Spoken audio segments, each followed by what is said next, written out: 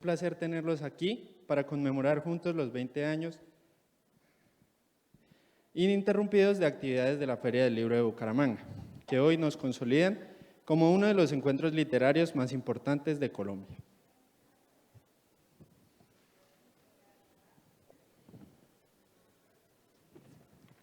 En esta oportunidad presentamos el encuentro virtual con autor Ñamérica, con el periodista y escritor argentino Martín Caparrós. Martín se licenció en Historia en París, recibió el Premio Planeta Latinoamérica en 2004, el Premio Herralde de Novela en 2011, el Premio Rey de España en 1992 y la beca Guggenheim en 1993. Es columnista en los diarios El País y The New York Times. Ha escrito novelas como Los Living, La Historia y A quien corresponda, entre otras. Ñamérica es su obra más reciente sobre la que estará conversando con Juan David Laverde, comunicador social y periodista de la Universidad de Manizales y magíster en estudios políticos del Instituto de Estudios Políticos y Relaciones Internacionales. Actualmente es periodista de la Unidad Investigativa de Noticias Caracol y colaborador del diario El Espectador. Bienvenidos. Bueno, buenas tardes. Para mí es un gusto estar aquí en la Feria del Libro de Bucaramanga, acompañado de semejante invitado, Martín Caparrós, que lastimosamente no nos pudo acompañar presencialmente para esta charla, pero que de todas maneras vamos a tratar de hacer lo más jugosa en este tiempo que muy amablemente nos permite Martín, que ahora mismo está en España. Martín, buenas noches, ¿cómo estás? Buenas noches, buenas tardes para ti. Bien, aquí. Yo también lamento no haber podido volver a Bucaramanga, donde estuve en la feria hará unos, qué sé yo, 6, 7 años, y la pasamos muy bien. Estuvimos justo con Sergio Ramírez y de hecho nos invitaron a hacer un gran paseo un día hasta una cañada, que no me acuerdo el nombre, con un teleférico, como a 2 o 3 horas de la ciudad. Y como un nombre largo, pero no me acuerdo. Bueno, en cualquier caso, que me habría encantado volver a Bucaramanga, pero bueno, tengo un problema físico, médico en este momento, por el cual me resulta bastante complicado movilizarme, así que estoy en un tratamiento que yo no podía hacerlo ahora. Bueno, no importa, no importa. Pues Martín, arranquemos de una. Vamos a adentrarnos en esta crónica larga, en este ensayo concienzudo que trata de explicar un poquito por qué América Latina es como es. Y quisiera que arrancáramos por estas palabras que creas. O sea, Ñamérica, por supuesto, es una palabra que explica la ñ, el castellano, lo que nos distancia de otras lenguas y otras culturas. Pero hay una que me encantó en el libro y es patriaña, que es esta crítica que haces, digamos, al sentido de las patrias en América Latina y cómo, digamos, ha sido usado el término patria para dividirnos, ¿no? Al mismo tiempo que, digamos, tiene este sentido de ir en contravía un poquito de la integración latinoamericana. ¿Por qué no hablamos un poquitico de cómo llegaste a ese concepto y exactamente hacia dónde quieres visualizar estas patriañas en América Latina? Bueno, evidentemente la palabra es una mezcla de patria y patraña, ¿no?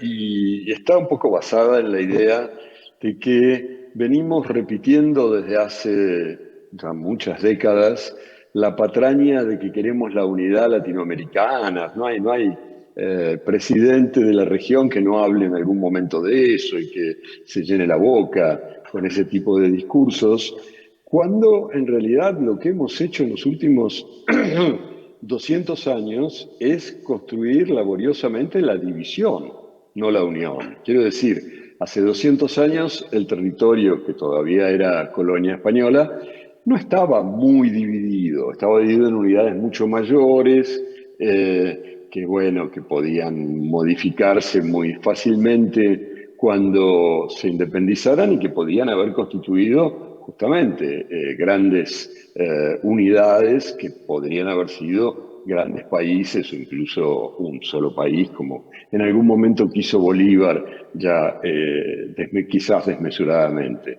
Pero lo cierto es que en estos últimos 200 años lo que hicimos fue, como decía, laboriosamente construir las diferencias, tratar de armar todo un sistema de símbolos, relatos, supuestas lealtades y demás, por el cual alguien que vive de un lado de la frontera, no sé, ¿en dónde? En los llanos colombianos y venezolanos, el que vive de un lado es totalmente distinto al que vive enfrente, que se le parece muchísimo solo porque uno es colombiano y el otro es venezolano. O en mi país pasa lo mismo con un río que se llama Uruguay, que tendrá 40 metros de ancho, y los de un lado son uruguayos, los del otro lado son argentinos, y eso supone que nos diferencia radicalmente. Digo, se fueron inventando esas diferencias durante los últimos 200 años, y yo creo, y por eso también insisto en la crítica que suelo ejercer de la noción de patria. Yo creo que las patrias se inventan con objetivos muy precisos. Quiero decir, para dar un ejemplo, los señores de Quito, digamos, los señores ricos de Quito en 1820, no tenían ninguna manera de justificar el hecho de que quisieran dominar el puerto de Guayaquil. Es decir, ¿por qué los señores de Guayaquil iban a hacer lo que quisieran los señores de Quito? Entonces, la única forma que había era postular que todo ese territorio era un solo país, que Guayaquil estaba dentro de un país que se llamaba Ecuador y que por lo tanto Quito tenía, que era la capital de ese país, tenía que hacerse obedecer por todo el resto. Para eso sirvieron los países, para que las, digamos, oligarquías, las clases altas, los dominantes de ciertas capitales tuvieran una forma de legitimar su poder y su dominio sobre el resto del territorio. Entonces, a partir de eso fueron armando estas divisiones que ahora nos parecen como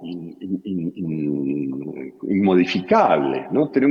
Tendemos a pensar los países como una unidad ontológica, en el sentido de que son algo que corresponde al ser más íntimo y más firme, cuando en realidad los países, bueno, los nuestros tienen 200 años, antes no existían y probablemente dentro de 100 tampoco existan. Habrá otra cosa, la historia es dinámica, va cambiando. Los países cambian más que nada. Yo decía, los nuestros tienen 200 años y son de los más antiguos del mundo en este momento. El mundo está lleno de países que se inventaron hace 20 o 30, cuando, por ejemplo, cayó la Unión Soviética, hace 50 o 60, cuando se descolonizó África y parte de Asia, hace, qué sé yo, 70, no, ya 100, cuando terminó la Primera Guerra Mundial y se rediseñó todo el mapa.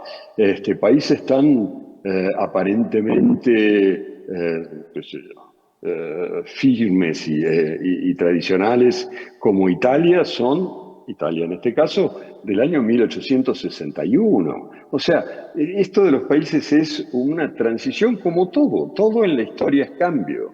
Claro. Pero nos quieren hacer creer que el país es una unidad inmodificable, ontológica, propiedad del ser, ¿no? ¿Y quién, y quién Esa es es? la patriaña. Es la gran patriaña. ¿Y quiénes han Sí.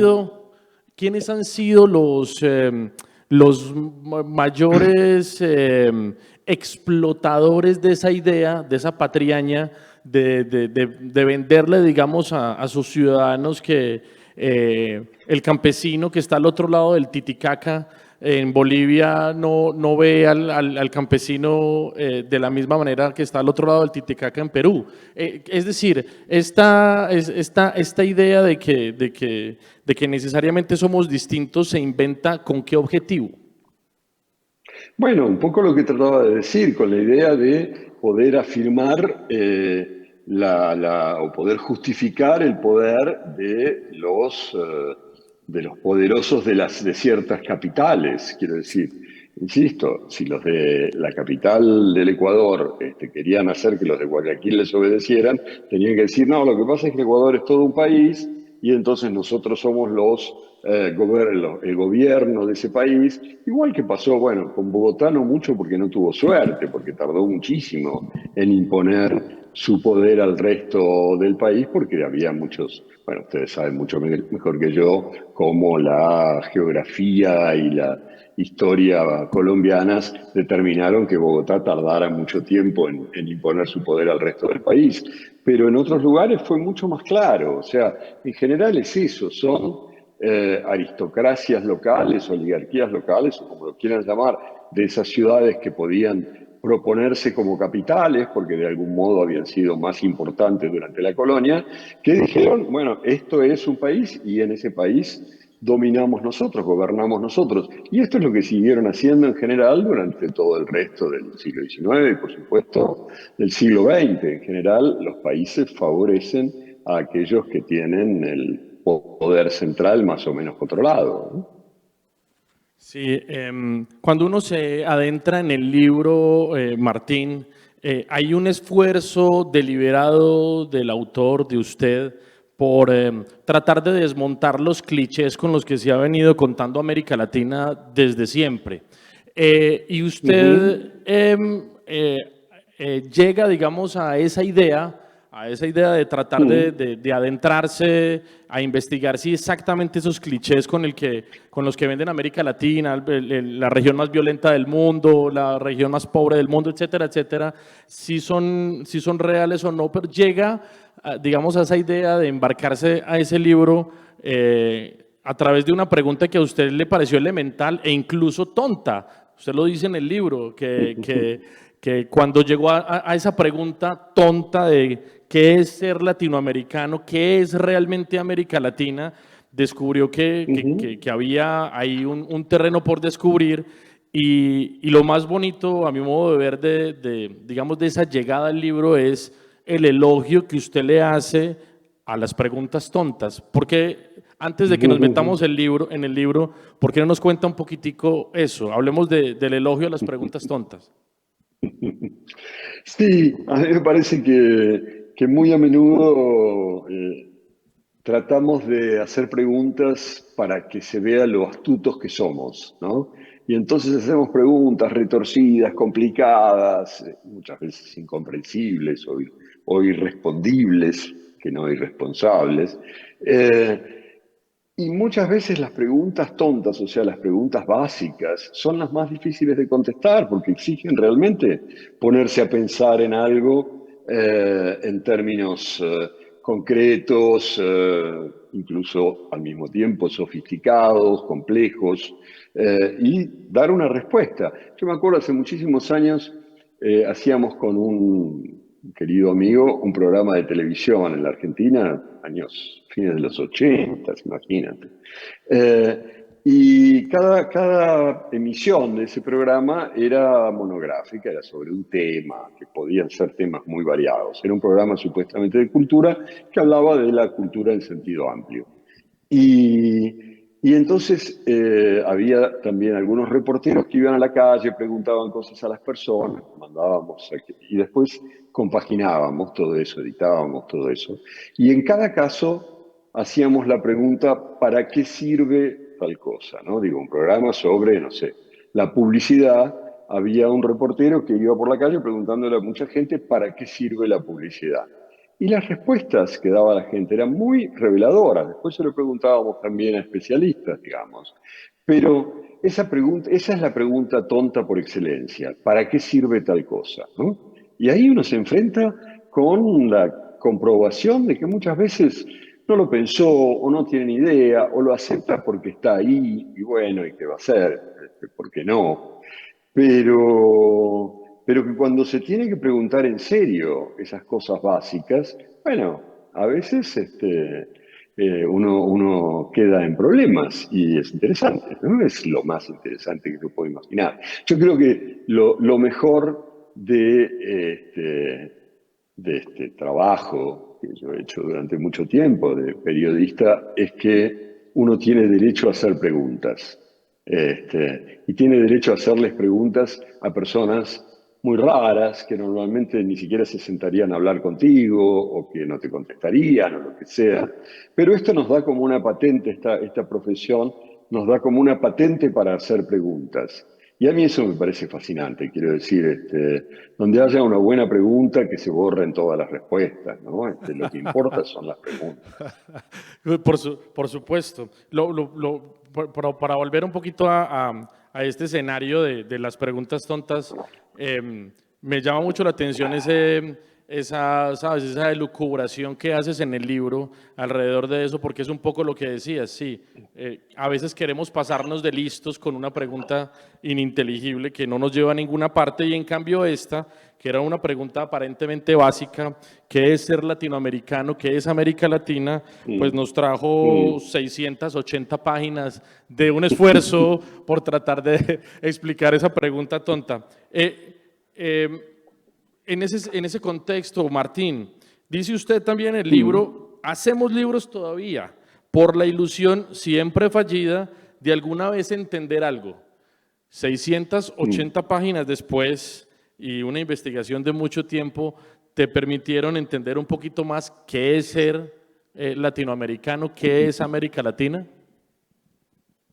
Bueno, me permitieron aproximarme de algunas distintas maneras, ¿no? Efectivamente, yo empecé a pensar en este libro porque un día tenía que contestar de algún modo esa pregunta y me di cuenta de que todas las respuestas en las que estaba, digo, un día concreto, en una reunión que teníamos en San Salvador, donde se hablaba de América Latina, de que era América Latina, etcétera, etcétera, yo tenía que decir algo sobre esto y me di cuenta de que todas las respuestas que estaba pensando que podía dar eran eran como totalmente, no sé si ustedes dicen clichés, ¿no? Lugares comunes, Sí, total, total. eran cosas que no nos avanzaban nada en el conocimiento de la materia, que lo único que hacían era repetir lo que ya se suponía que había que decir y que se iba a escuchar.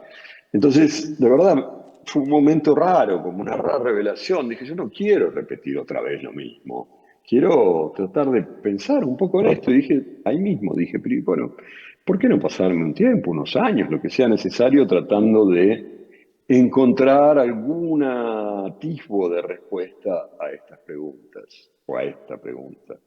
Y, y fue curioso, porque lo primero que me sucedió fue que, bueno, hay como el lugar común más común es este de que América, y sobre todo mirada desde afuera, pero también en muchos casos desde adentro, es como una explosión de la naturaleza, ¿no? Es pura fuerza natural, sus ríos, sus montañas, sus campos, sus, qué sé yo, selvas y costas y bla, bla, bla.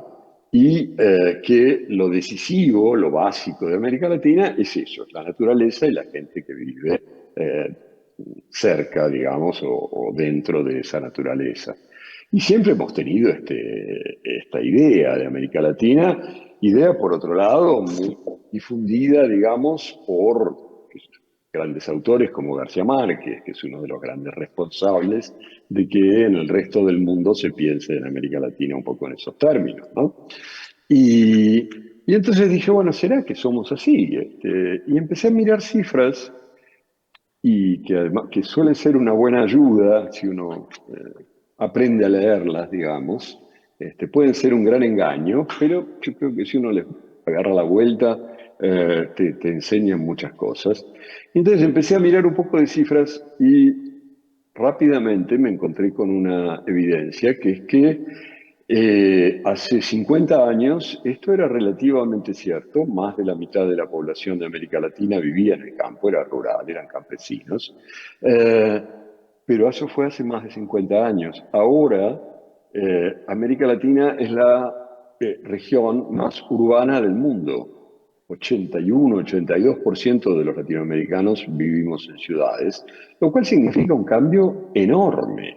Quiero decir, para empezar, significa que en estos últimos 40 años un tercio de los latinoamericanos migraron desde el campo a las ciudades. Significa que esas ciudades crecieron de una manera aceleradísima y, por supuesto, muy confusa y desordenada. Significa, sobre todo, que el eje de lo latinoamericano ya no está en el campo, sino en esas ciudades. Un poco por eso fue que elegí empezar a trabajar este libro recorriendo las 7 u 8 ciudades como más significativas de la región, para ver cómo eran esos espacios nuevos, digamos, que redefinían América Latina, que hacían que América Latina ya se hubiera apartado de aquel cliché tropical natural y hubiera pasado a ser algo muy distinto, que era lo que quería buscar y contar. Claro, y en esa expedición en la que te metes, pues recorres La Paz, Bogotá, Caracas, La Habana, Buenos Aires, Managua y Miami, que ya iremos a Miami porque cualquiera podría decir, estamos hablando de América y de América Latina en Estados Unidos y me parece absolutamente provocador. Pero sigamos desandando entonces ese cóctel de clichés sobre los cuales en el último medio siglo pues se han venido edificando cosas sobre América Latina. Esta explosión de ciudadanos a las grandes urbes, ¿cómo cambió, digamos, o cómo redefinió el ADN latinoamericano? Eso explica también, pues, como este cóctel también de violencias a través de las cuales muchos tratan de seguirnos encasillando. Es decir, en esa expedición por tratar de desmontar estos mitos, ¿qué fue lo que más te llamó la atención del nuevo ADN de América Latina? Bueno, hay muchas cosas, por supuesto, pero para empezar por algún lado, efectivamente, lo que creamos en estos últimos 30 o 40 años fueron grandes ciudades muy caóticas y descontroladas. Probablemente el mejor ejemplo de eso sea la Ciudad de México, que es un monstruo de 25 millones de personas, donde esa energía desenfrenada se siente todo el tiempo, ¿no? Esa cosa de masas en movimiento está muy, muy, muy presente. Yo siempre recuerdo una situación que puede parecer absolutamente banal, pero fue una tarde, a eso de las 6 de la tarde, en que traté de bajarme de un vagón de metro en una estación muy céntrica y nunca pude bajarme, porque cuando yo pensé en bajar, lo que tenía por delante era una masa absolutamente compacta de personas que entraba. O sea que yo nunca pude penetrar esa masa, digamos, fui arrasado por ella, ¿no? Absorbido por Entonces la masa. digo, sí, no, así como empujado por una cosa totalmente homogénea, donde no había hueco, ¿no?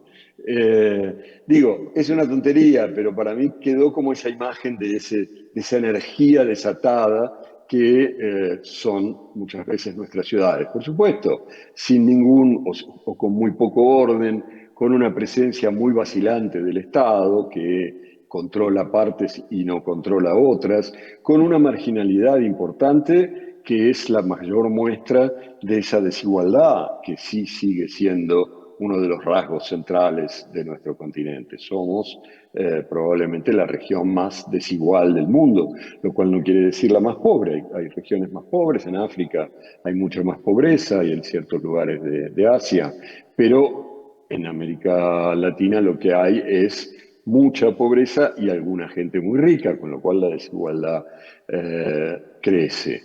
Pero obviamente también uno de los efectos de esas grandes ciudades tiene muchos, y si quieres podemos seguir hablando de ellos, pero uno claramente es el aumento de la violencia en la medida en que hay mucha gente que no encuentra otras formas de buscarse la vida, ¿no? Y que piensa, porque ve ciertos ejemplos, que lo único que lo puede ayudar a conseguir, no sé, la moto que quiere, o que lo quiera la chica que quiere, es meterse en algún negocio turbio donde va a conseguir un poco más de dinero que le va a permitir ese tipo de cosas. Y eso es cierto. Pero entonces rápidamente aparece el otro de los clichés al que hacía referencia recién, ¿no, David? Que es aquel de que América Latina es el lugar o la zona más violenta del mundo, la región más violenta del mundo, ¿no? Así es. Y, y lo oímos y lo aceptamos, quiero decir, nos parece que que eso es así, qué sé yo. Lo aceptamos. Y yo me puse a mirarlo, otra vez, me puse a mirar un poco cifras, datos, historia, en última instancia. Yo estudié historia y me sigue pareciendo una herramienta más que interesante para entender el mundo, ¿no? Y me encontré para empezar con una cosa curiosa, que detallo un poco en el libro, que es que si te pones a mirar durante el siglo XX, eh, en Europa hubo, entre las guerras y hambrunas y holocaustos y demás, alrededor de 85 millones de víctimas de la violencia. En Asia hubo más todavía, unos 100 millones. En África, con las guerras de liberación y demás, y las guerras civiles y esto, se calculan unos 15 millones de víctimas de la violencia. Y en América Latina, durante el siglo XX, hubo menos de 2 millones de víctimas de la violencia. Lo cual es muchísimo, pero es infinitamente menos que cualquier otra región del mundo en ese lapso. Entonces, ¿cómo? No era que éramos la región más violenta del mundo, no era que tenemos esta fama de violentos, de brutos, de asesinos y de todas esas cosas. Es un problema porque las cifras no lo avalan, más bien lo desmienten de una manera brutal. Quiero decir, en Europa o en Asia mataron 40 o 50 veces más personas que en América Latina durante el siglo XX. Eh, me puse, pero también es cierto que en algunos de nuestros países la cosa es complicada. Entonces, traté de encontrarle un poco la explicación a esto y me parece haber encontrado una, que es que todas estas víctimas de las que estamos hablando son en general víctimas de la violencia pública, digamos. Básicamente violencia de los estados o estados que se pelean entre ellos, a lo cual llamamos guerra, o estados que se pelean contra sus ciudadanos, a lo cual llamamos represión o dictadura o lo que sea, ¿no? Toda esa violencia pública fue infinitamente mayor en Asia, en Europa, en África, etc. Ahora bien, en los años 80, 90, hubo, dentro de esa gran ola de privatizaciones que hubo en general en el mundo, con el reaganismo, el thatcherismo, la idea neoliberal, yo postulo que también se privatizó la violencia, en cierta forma. Y entonces ciertos grupos empresariales entendieron que necesitaban usar violencia para seguir manejando su producción y sus mercados. Básicamente estoy hablando de unos muchachos que vivían en Medellín, unos muchachos que vivían en Cali, etcétera, etcétera, que armaron pequeños ejércitos para poder seguir haciendo sus negocios. Pero era por puro afán de lucro, digamos esto. Era empresarial.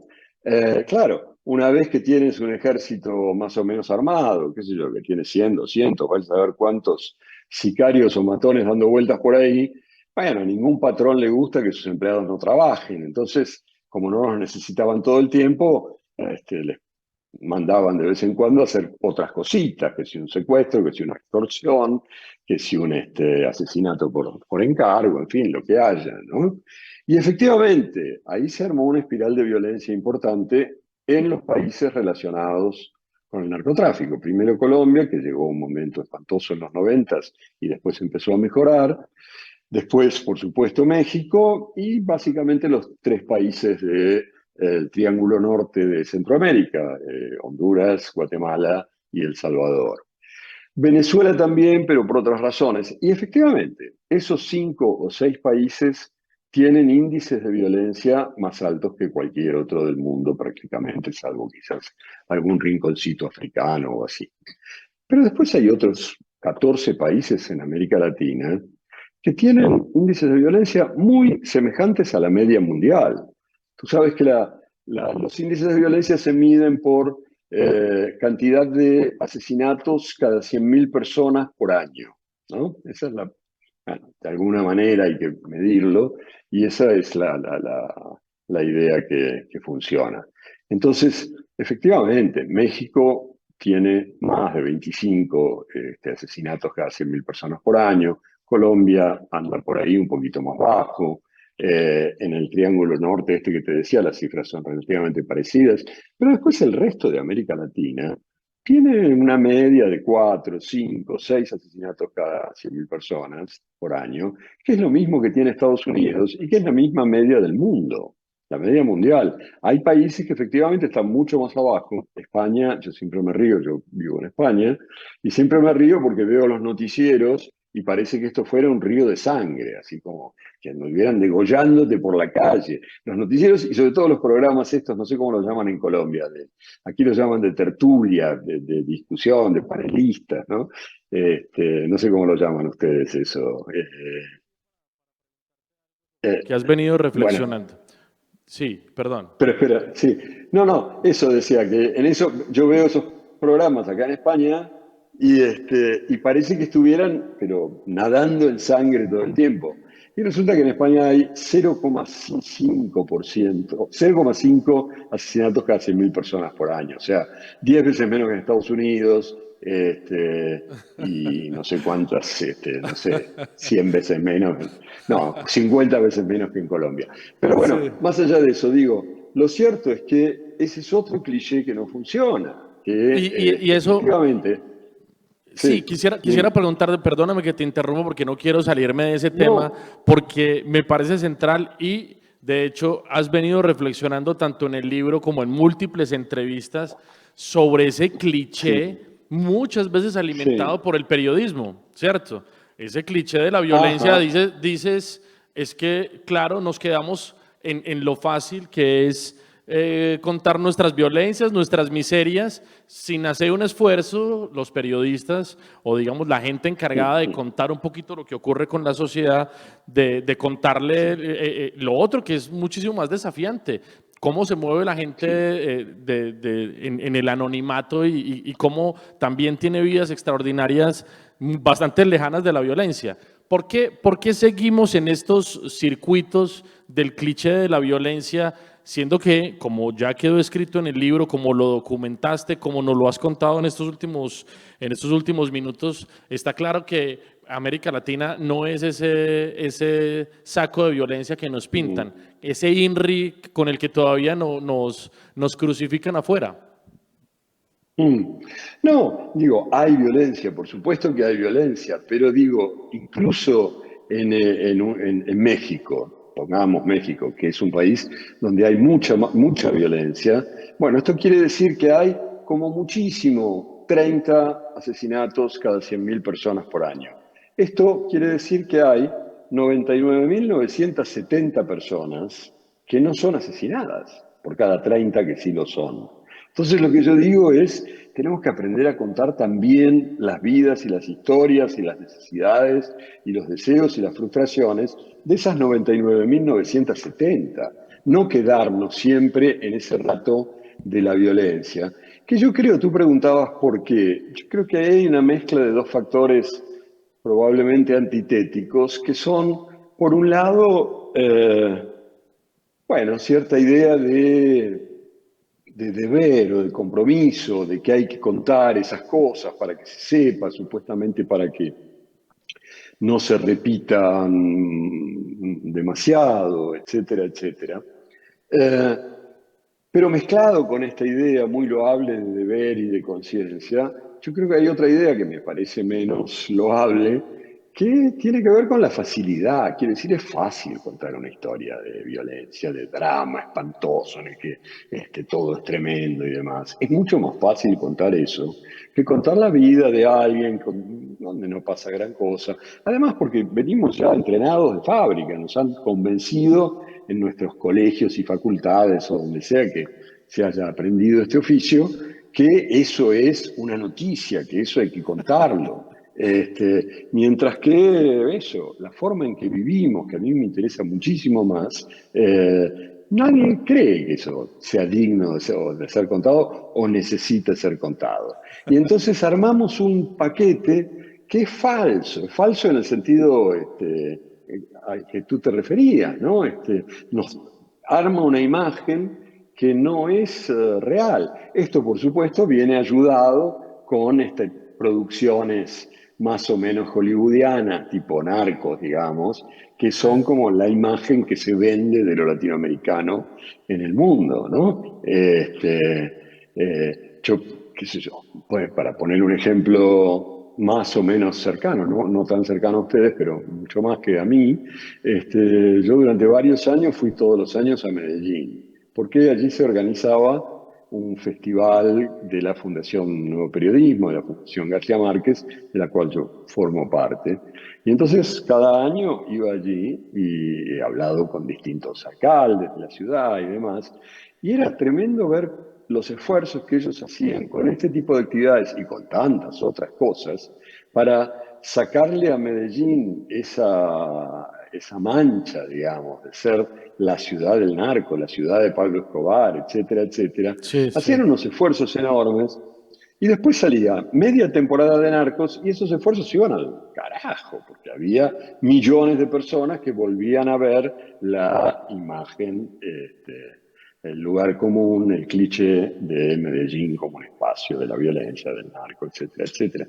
No es fácil. No es fácil, Entonces, sí. por un lado está esto, ¿no? La cosa del show, del espectáculo que nos pone en ese lugar. Y por otro lado, lo que tú decías y lo que yo retomaba, de cómo los periodistas muchas veces nos dejamos como encantar por es el relato de la violencia porque funciona mejor, porque es más fácil de hacer y porque nos da la sensación de que estamos contando algo importante. Yo te decía en algún momento, la última vez que fui jurado del premio Gabo de la Fundación, que fue hace como 3 años, ahora tengo que hacerlo de nuevo en unas semanas, pero con todo el tema de la pandemia y demás no estuve, no estaba, pero la última vez que lo fue en la categoría de texto y de los 10 finalistas que nos pasaron al jurado, al último jurado, digamos, 9 eran historias de violencia. Y digo, no puede ser Sí, que 9 de qué las 10 mejores agotamiento. historias que se contaron, ¿eh? Sí, ¿Cómo? qué agotamiento, ¿cierto? Es como que qué saturación. Sí, sobre todo qué confusión, digamos, qué error, por decirlo de algún modo. No puede ser que el 90% de lo que vale la pena contar en nuestro continente sea la violencia. Sí. Hay algo que no estamos sabiendo ver porque no estamos queriendo mirar, ¿no? Sí, en ese sentido, de todas maneras, usted sí hace en el libro un parangón muy crudo de las distancias que existen entre sociedades, digamos, mucho más económicamente saludables que las que tenemos. Digamos que nacer en esta esquina del mundo sí nos da como cierta perspectiva más compleja, quizá, según las estadísticas y según los números que tú pones en el libro. Hablemos de eso, del Mm, sentido del fracaso latinoamericano y de esta mm, autoprofecía cumplida de, bueno, nací aquí, seré pobre toda la vida, ¿no? Nací aquí y es muy difícil la movilidad social que pueda haber. Sobre el sentido del mm. fracaso, ¿cuál es la gran reflexión que puedes hacernos y que haces además en el libro un poco para meternos en ese tema que es apasionante? Sí. Ah, bueno, yo creo que contra ese sentido del fracaso pasaron tantas de las cosas que pasaron en los últimos años en nuestra región.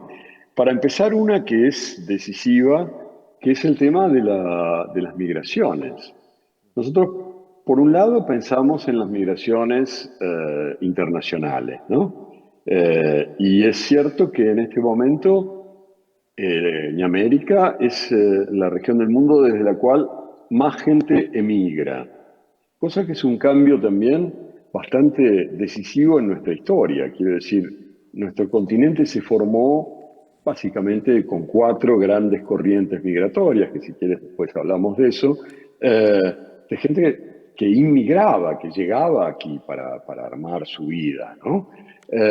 Y recién en los últimos 30 o 40 años se transformó de un espacio receptor en un espacio que expulsa. Entonces, por un lado están todos esos inmigrantes que se van a buscar la vida a otro lugar justamente porque tienen la sensación de que en sus propios lugares no lo van a conseguir. O sea, emigrar es la crítica más brutal que uno le pueda hacer a su propio país, ¿no? Es decir, en esta sociedad yo no lo voy a lograr, voy a tener que buscarme la vida en otro lugar donde pueda construirla tal como la imagino, ¿no?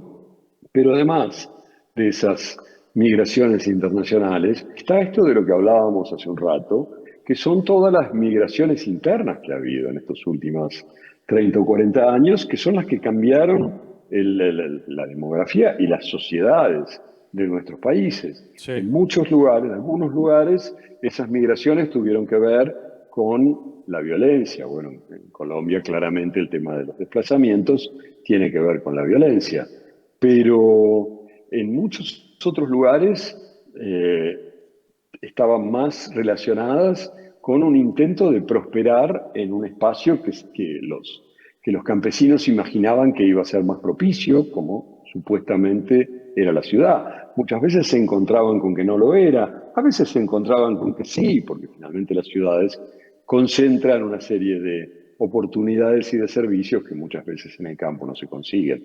Pero entonces, yo creo que pese a que seguimos teniendo esa sensación de fracaso, de no haber sabido construir sociedades donde nos resulte más fácil, más agradable, más gratificante vivir, bueno, mucha gente se sigue buscando maneras, insisto, por un lado, yéndose o dentro de su país o fuera de sus países. Y en los últimos años están estos raros estallidos, eh, que así se llamaron, y que al principio no producían nada, porque eran puro cabreo, quiero decir, eran formas de manifestar el descontento que no veían qué podían construir, sabían lo que no les gustaba, pero no sabían cómo llegar a lo que eventualmente podría gustarles. Y eso fue así durante, bueno, los últimos 10 o 15 años. Y quizás eso es lo que ahora está cambiando. Quiero decir, el primer ejemplo muy claro fue el de Chile, donde ese estallido se fue mutando en construcción y empezó a crear un movimiento que finalmente está gobernando ahora el país, aunque bueno, va a tener muchos problemas este fin de semana con la constitución Sí, que está crearon, enredada. ¿no? ¿Cómo? Sí, está enredada la aprobación de la Constitución, sí. Sí, sí, sí, van a tener problemas, es probable que no lo consigan, pero aún así, bueno, tienen un gobierno absolutamente distinto de lo que habían tenido y muy, muy distinto de los del resto de los países de la región, en la medida en que está formado por gente que no viene ninguna de las antiguas estructuras, quiero decir, no viene ni de los viejos partidos políticos, ni de los viejos sindicatos, ni, por supuesto, de las Fuerzas Armadas, ni de qué sé yo, grandes bancos o cosas por el estilo.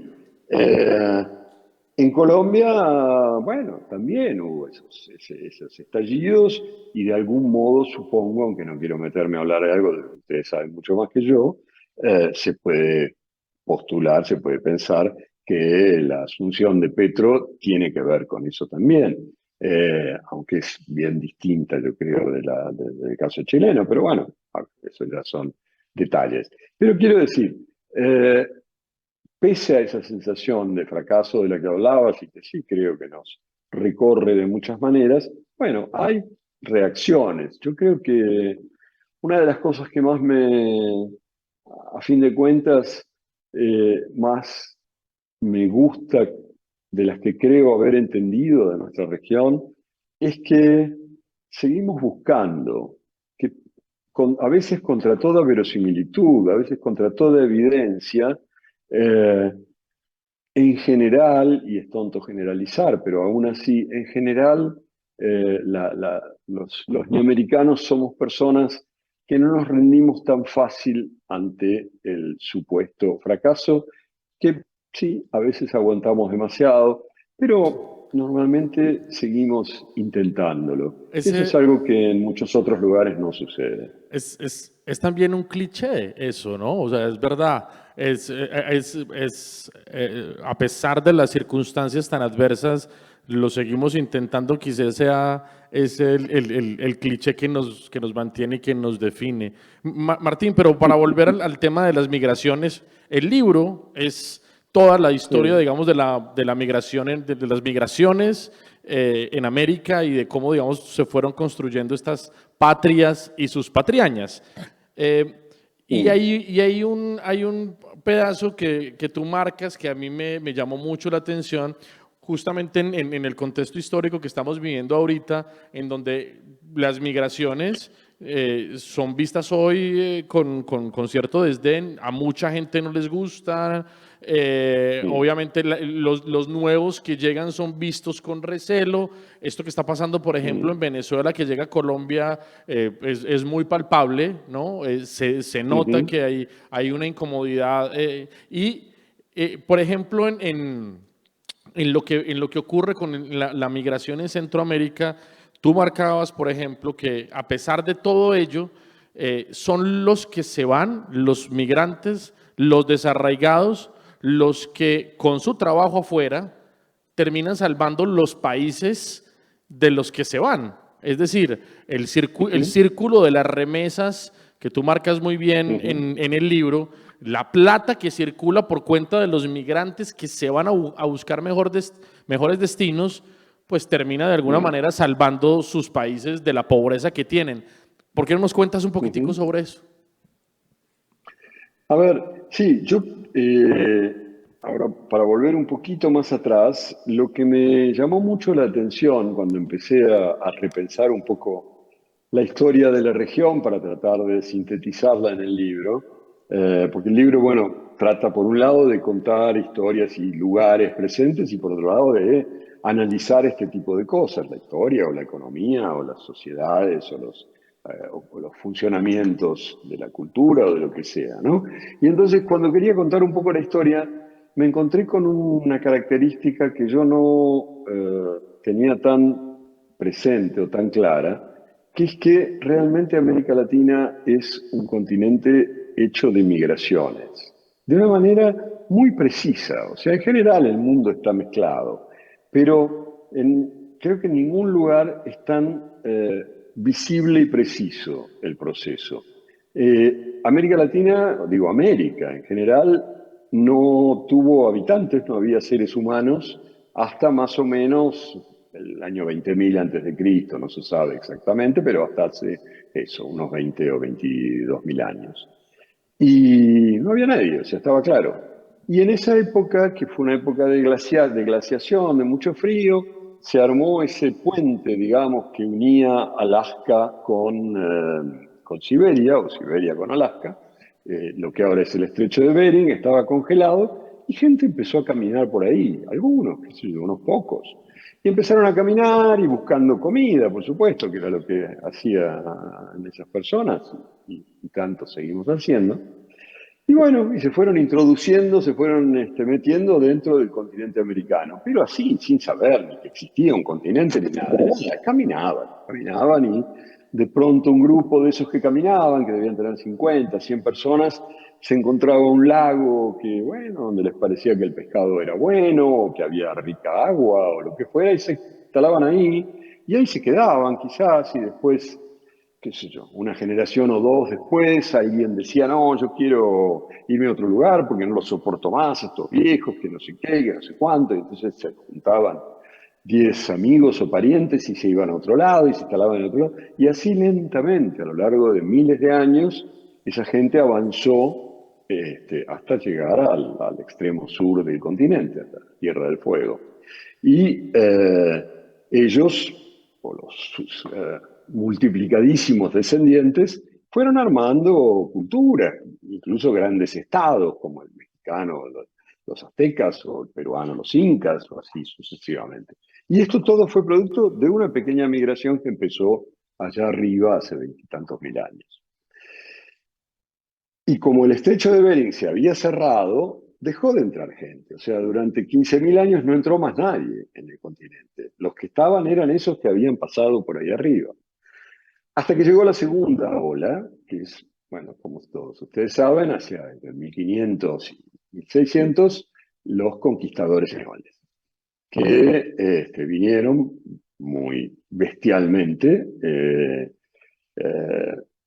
y ocuparon y se quedaron con buena parte de las tierras, con todas las que les interesaban, y por supuesto produjeron un genocidio espantoso, en buena parte involuntario, porque tenía que ver con las enfermedades que traían, para las cuales en América no había anticuerpos, y en otras partes totalmente voluntario. Explotaban tanto a esos pobres indios que los mataban a rebencazos o a puro trabajo, ¿no? Pero también es cierto que si pudieron conquistar todo eso, fue porque había muchos habitantes locales que estaban muy contentos con sus propios jefes. Digamos, si Cortés con 500 personas pudo vencer a un imperio enorme como era el Azteca, con ciudades maravillosas como no había en Europa, con ejércitos y con todo, fue porque cuando llegó hubo miles y miles de habitantes locales que se unieron a él en la esperanza de que los salvara de la tiranía azteca. Los aztecas, ustedes saben, se comían literalmente a los niños crudos, quiero decir, no es una metáfora, y arrancaban el corazón de sus víctimas y las tiraban por las escaleras de los templos, y eran difíciles de tolerar. Entonces digo, esto tiene que ver con la idea que se difunde tanto ahora de una especie de paraíso precolombino que los conquistadores vinieron a arruinar para siempre. No, los conquistadores arruinaron muchas cosas para siempre, crearon muchas otras, entre ellas el idioma en el que nos estamos entendiendo en este momento, pero sobre todo el lugar al que llegaron no era ningún paraíso. Si hubiera sido un paraíso, les habrían dado 3 patadas en el culo a cada uno de ellos y los hubieran tirado al mar. La única razón por la que conquistaron todo esto fue porque había, como les digo, mucha gente que no soportaba más la dictadura de esos estados locales, ¿no? No, bueno, después hubo una tercera ola, que fue la más vergonzosa de todas, que fue la producida por el secuestro de algunos millones de africanos que fueron secuestrados y traídos contra su voluntad para trabajar aquí en América entre los siglos XVII, XVIII aproximadamente. Y de esas 3 corrientes básicas se armó lo que es ahora América Latina, y se armó lo que es nuestra cultura, y se armó lo que es lo que somos como personas y como rasgos y como costumbres y demás, etcétera. Hubo una cuarta ola que fue a fines del siglo XIX, principios del XX, que llegó sobre todo al sur del continente, europeos pobres que llegaron sobre todo al sur del continente, a Chile, Argentina, Uruguay, que están más localizados, pero fueron muchísimos más que todos los otros juntos. Entonces imagínense que, por ejemplo, dicen que los españoles que llegaron durante el siglo XVI, o sea, la conquista española, durante todo el siglo XVI llegaron unos 200.000 españoles. Es muy poquito para ocupar un continente.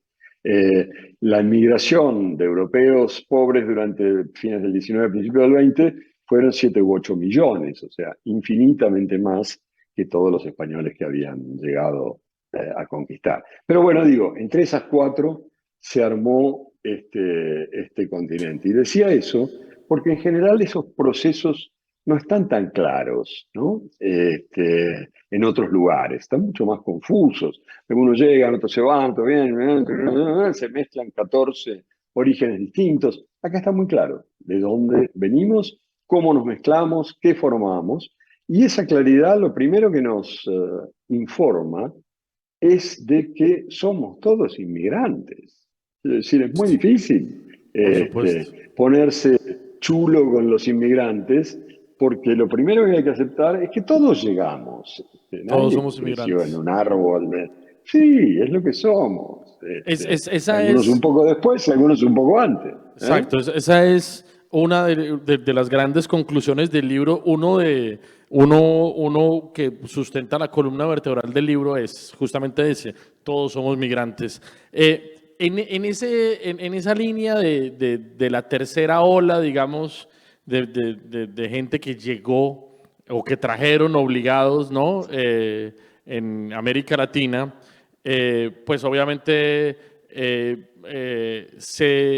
se cuenta una historia muy interesante en el libro, y hablas de Chocó, específicamente de Chocó, Ujú, pero hay una historia que ujú. yo no sabía, como colombiano, sobre ese rincón bastante lindo de Colombia, bastante olvidado también por nuestros gobiernos, que yo no sabía, y es que cuentas la historia de Andagoya, que es, Ujú. para los que no han leído el libro, para los que ya llegaron allá, un lugar estratégico en su momento, principios del siglo XX, que fue explotado por una de las empresas más ricas de Estados Unidos, que se llamó de Chocó Pacífico Mining. La empresa, cuenta Martín, que era tan importante y llegó a explotar tanto oro en Colombia, que pues pagó el primer estadio de los Yankees de Nueva York, ni más ni Sí. menos. De eso también y de digamos, esa feria minera de esa época, escribió Gabo en una crónica que también recuerdas en El Espectador, pero el Ujú. dato que a mí me llamó la atención es el siguiente y lo voy a leer. En los 70s, es decir, ya esta empresa estaba de salida, todavía quedaba algo de minerales, pero no en cantidades como para justificar tanto despliegue. Así que los gringos decidieron irse. Para recuperar algún dinero y esquivar la carga de indemnizaciones y pensiones, se consiguieron un comprador confuso. Una sociedad Mineros de Antioquia se hizo cargo y en unos años completó el desastre. Algunos en Andagoya recuerdan todavía al joven abogado paisa que llegó al pueblo para liquidar la compañía. Se llamaba Álvaro Uribe Vélez y después tuvo sus momentos. Quisiera que nos contaras esa historia, por favor, Martín. Sí, mira, te cuento. Eh, nada, un poco como te decía antes, el principio sobre el que está armado el libro es el de tratar de entrelazar la parte más analítica, la parte más ensayística con la crónica, con el relato, con el recorrido, ¿no?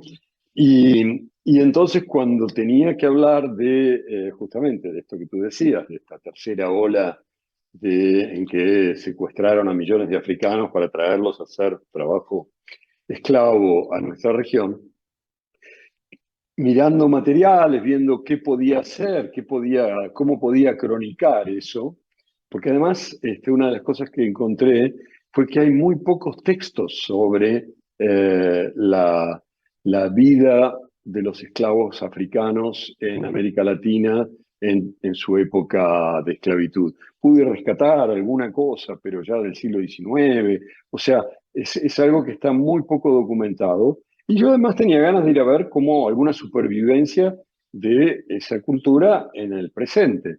Y ahí mirando materiales y demás me encontré con que el Chocó justamente es la región de América Latina con mayor densidad de población negra, alrededor del 90%, yo creo que incluso un poquito más del 90%, cosa que no se repite en ningún otro lugar donde las poblaciones están más mezcladas. Me explicaban después que hay dos razones para esa, digamos, superpoblación negra en el Chocó. Una es que los llevaban para venderlos como esclavos porque era un lugar donde el trabajo era particularmente penoso, en medio de la selva y demás, etcétera.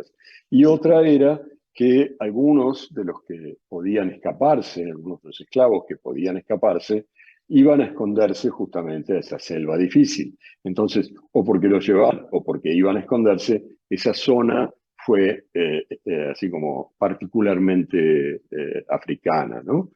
Y entonces, bueno, dije, qué bien, voy a ver un poco cómo es esa región. Yo me jacto de conocer bastante bien Colombia, he ido muchas veces desde hace muchos años, pero nunca había estado en el Chocó. Y entonces dije, bueno, a ver. eh, y fui, bajé a Quibdó, estaba en Medellín justamente en ese momento, bajé a Quibdó y, y empecé a hablar con gente de allí que me habían hecho contactos, con periodistas, con profesores. Y apareció esa historia de Andagoya, ¿no? De ese lugar que estaba muy en el medio de la selva, en el encuentro de dos ríos, si no recuerdo mal, el San Juan y el Atrato, pero no estoy totalmente seguro. Sí.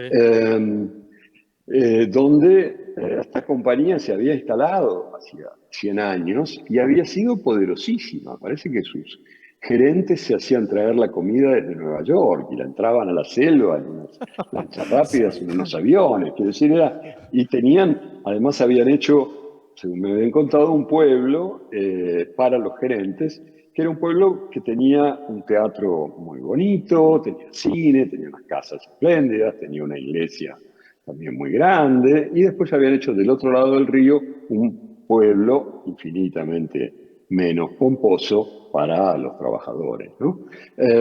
Bueno, me pareció interesante ir a ver eso, que era como una especie de base de la historia del lugar. Y fui, y efectivamente, bueno, entre las cosas que me contaron estaba esta historia de la liquidación de la Pacific, ¿cómo era? De la Chocó Pacific Mining, que ha caído en manos de este joven abogado ambicioso que se llamaba Uribe Vélez. Fue raro, fue muy interesante meterse ahí y hubo algo que me recordó esto para lo cual yo había ido, para el tema del destino de los africanos y la esclavitud y demás, que fue algo que me contó, yo lo cuento en el libro, un maestro, si no recuerdo mal, que me contaba los ritos eh, funerarios de su gente, ¿no? Y Sí, entonces, ¿cómo? sí, sí, sí, sé qué es lo que vas a contar, que es durísimo, sí, por favor, continúa. Sí, me impresionó porque me contaba que cuando se moría un niño o una niña, cuando se moría un chico, había fiesta, había festejo, y cantaban durante toda una noche y celebraban la muerte de la criatura.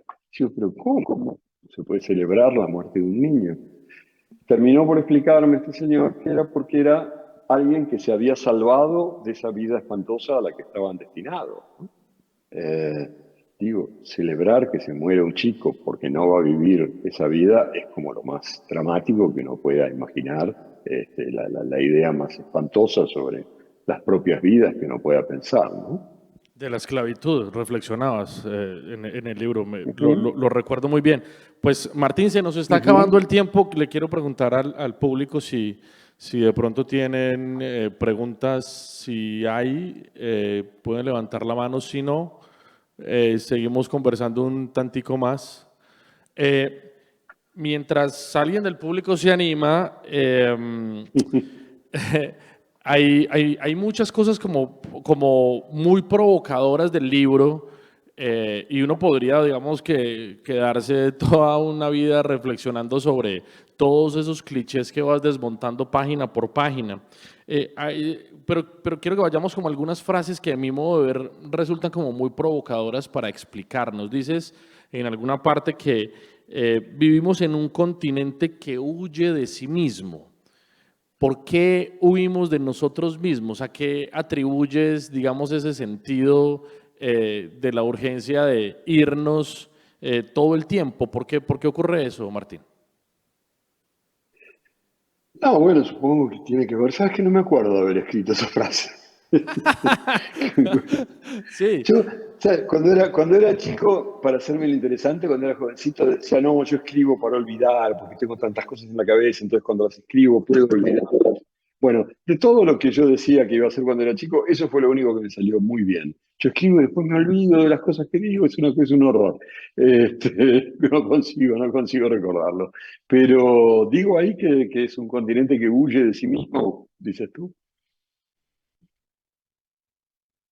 ¿Hola? estabas hablando, o por supuesto, de todas estas olas de migración que, pues, que nos explican Mm, también y esa idea de estar permanentemente buscando otro lugar. Ese es un poquito el contexto, mm. pero podemos conversar también Sí. sobre Miami. Quiero que hablemos de Miami, porque digamos, todas las otras Mm. ciudades de América Latina, por supuesto, están absolutamente bien contadas. Es un placer realmente leer esas descripciones y leer, digamos, lo que la gente dice. Este es un libro del que yo rescato que permanentemente estoy escuchando y oliendo lo que tú describías. Hay imágenes por todo lado, lo cual ya de entrada me resulta exquisito. Pero hablemos de Miami. ¿Por qué Miami en el cóctel de las ciudades escogidas para contar a América? Bueno, tiene mucho que ver con esto que decíamos hace un momento de la migración, ¿no? Viste que Estados Unidos ha recibido en estas últimas décadas alrededor de 20 y tantos millones de migrantes procedentes del sur del continente, digamos, sobre todo mexicanos, pero de todos los demás países, como bien sabemos, también hay muchos migrantes. De hecho, yo suelo decir, creo que hace poco publiqué una columna en El País con eso, eh, suelo sorprenderme de que los políticos y funcionarios de nuestros países se jacten, como suelen jactarse, de esto de que el castellano es el segundo idioma más hablado de Estados Unidos. Es cierto que es el segundo idioma más hablado de Estados Unidos, pero no porque los norteamericanos hayan decidido aprender castellano para leer al Jote o para entender a Shakira en el original, sino porque hay todos esos millones de personas que no han podido vivir en sus países y que tuvieron que emigrar a Estados Unidos a buscarse la vida. O sea, el triunfo del castellano en Estados Unidos es, de algún modo, la evidencia del fracaso de nuestros países, donde toda esa gente no encontró un lugar, ¿no? Además, insisto, es una migración particularmente nociva para nuestras sociedades, en la medida en que, en general, los que van son, de algún modo, yo no diría los mejores, pero sí los más activos, los más enérgicos, los que se plantean la posibilidad de cambiar de lugar y lo hacen y buscan y tratan de encontrar la manera. En general, son gente que, si se hubiera quedado en nuestras sociedades, podría haber sido mucho más útil, ¿no? Pero bueno, todo esto para decir que Miami es de algún modo una síntesis de eso. Eh, Hay dos grandes focos, digamos, de migración en Estados Unidos, de migración hispana en Estados Unidos. Hay más, pero los dos mayores son California, digamos, donde básicamente hay mexicanos, y Miami, donde están todos los demás. En Miami hay pocos mexicanos, pero está lleno de todo. Y, y ahí pasa algo raro, y era una de las justificaciones de mi inclusión de Miami, más allá de que yo creo que es una ciudad americana de algún modo, quiero decir, se habla más castellano que inglés probablemente, y las costumbres en muchos casos se parecen mucho y demás. Eh, pero además lo que curiosamente sucede allí es que la mezcla, digamos, en que allí sí somos ni americanos. Digo, yo para ustedes soy un argentino, me escuchan como un argentino. Ustedes, tú Juan David y demás, para mí yo te oigo con acento colombiano y después puede haber un paraguayo, puede haber un peruano y puede haber un hondureño y lo que sea. Cuando están en Miami son todos hispanos, los llaman hispanos. Y mucha gente no sabe si son argentinos, colombianos, peruanos o paraguayos. Entonces es curioso, pero es en ese lugar donde sí se produce. Y además, como es gente que se mezcla y que va mezclando nuestras culturas de forma que no se mezclan en nuestros propios países, porque allí conviven, están juntos, trabajan juntos, se encuentran, No juegan hay, al fútbol en equipos mixtos. claro, ¿Eh? y no hay patrias que los dividan, están todos ahí.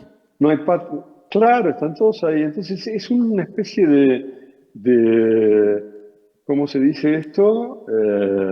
Nada, no quiero decir tubo de ensayo, pero no me sale de alambique, donde se produce esa mezcla de una manera mucho más eficaz e intensa que en cada uno de nuestros países. Y después, para terminar, tenía una especie de chiste con Miami, que era lo que me terminaba de justificar mi ida allí, que era que había un presidente de Ecuador, yo creo que debió ser, no me acuerdo quién era, este, que dijo hace como 40 años que Miami era la capital de América Latina. Y yo dije, vamos a ver, qué sé yo. Y entonces fui y terminé de algún modo llegando a la conclusión de que no Y era la sí, capital, sino el capital de América Latina. el Porque allí capital. es donde, además de todos estos migrantes que van a buscarse la vida, que van a trabajar con dificultades y qué sé yo, ahí es donde muchos de nuestros millonarios se llevan su dinero, porque saben que en sus países pueden tener algún problema, porque no siempre es dinero bien habido, y entonces está allí en Miami, esos enormes edificios, esas grandes construcciones, palacetes que hay por allí, son dinero latinoamericano en la mayor parte de los casos, lo cual es una pérdida enorme, porque imagínate qué pasaría si ese dinero estuviera invertido en nuestros países y allí trabajara y produjera, ¿no? Entonces, por eso digo, quizás no es la capital, pero en muchos casos, lamentablemente, sí es el capital de América Latina.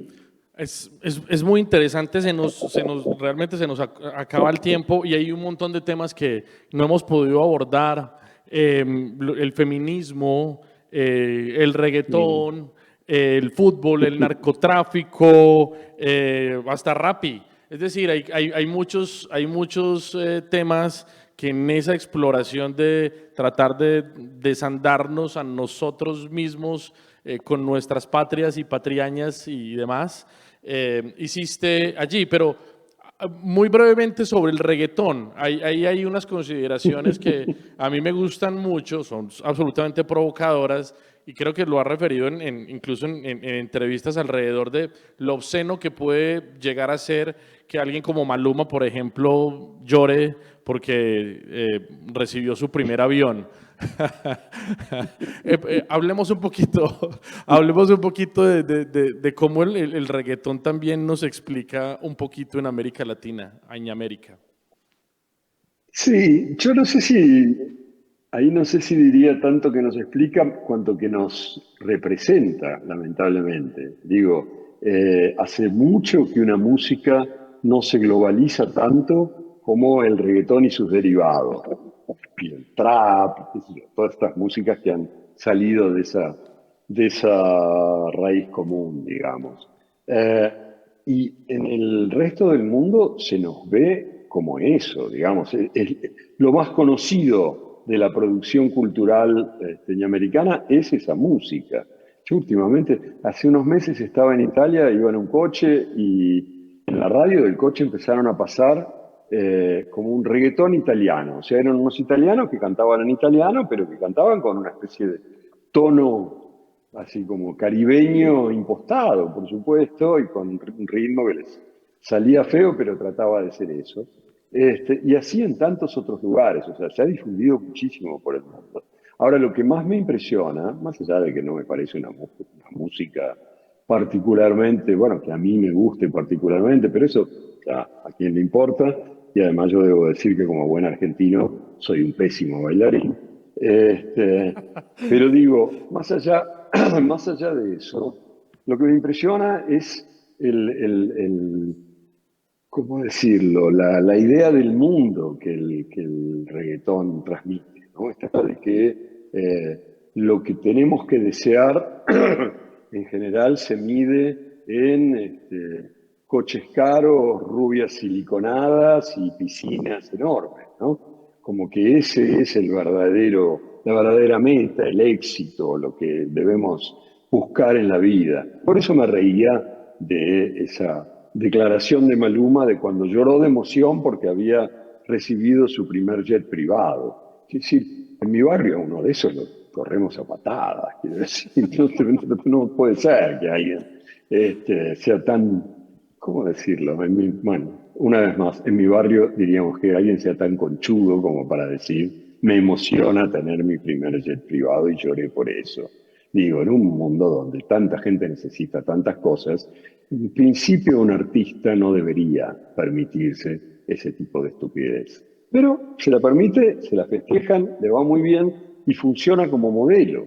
Eso es lo que más me impresiona Y de funciona la porque es esencia del reggaetón. justamente un cliché. Eso, es un cliché. Sí, pero había otros clichés, digamos, no sé cómo decirlo. Funciona como modelo en el sentido de que muestra eso, que el éxito es tener mucha plata y tener muchas cosas de lujo y gastar mucho y tener muchas mujeres no sé qué y tener muchos coches no sé cuánto. Ese es el modelo que me impresiona y que me repugna un poco, ¿no? Y que viene como muy pegado al reggaetón. Todas las imágenes tienen que ver con eso, y qué sé yo. Pero bueno, ya vendrán músicas peores, supongo. Pues Martín, ha sido realmente un placer esta charla. Gracias por conectarte con la Feria del Libro de Bucaramanga, por la buena onda, por este libro inmenso, que es una gran crónica y un gran ensayo al tiempo sobre América Latina. Ojalá que puedan leerlo para que puedan entender por qué Martín llegó a escribir un libro de 680 páginas para tratar una pregunta tonta. Muchísimas gracias, Martín. Muchísimas gracias a todos ustedes. Muchas gracias, Juan. Y quería pedir nada más tu reconocimiento porque todo el tiempo estuve disimulando el hecho de que tú fueras o vivieras en Manizales, que es uno de los lugares donde más he sufrido en mi vida. Así que me mantuve impertérrito, no dije nada, no conté aquel día No, de pero un segundo, pero 2004. a ver. ¿Por qué sufriste en Manizales? No me vas a dejar así, por favor. ¿Qué fue lo que le pasó? Bueno, pasé una noche en, ¿qué sería? Mayo, junio de 2004, en que fui con toda la intención de poner las páginas finales de un libro que estaba escribiendo entonces que se llamaba Boquita, y esas páginas finales iban a ser la obtención de la Copa Libertadores frente a un equipo menor que se llamaba Once Ah, Caldas. ah. Y no sucedió. Bueno, pero Eh, lo- realmente lo que ocurrió ahí es que un equipo chico venció el cliché de que Boca sí, siempre nos ganara. sí. Martín, un Eh, abrazo hasta Madrid, de verdad, muchísimas gracias y gracias a todos de verdad por esta charla tan agradable, muy querido, muy querido. Un abrazo. Al contrario, gracias a ustedes. Suerte. Vale, muchas gracias. Gracias por su asistencia. Los invitamos a visitar nuestra muestra editorial ubicada en el Salón Mega todos los días de feria de 9 de la mañana a 8:30 de la noche. Estamos en un libro 2022, Ciudad Memoria. El libro de Martín estará en venta a la salida del auditorio.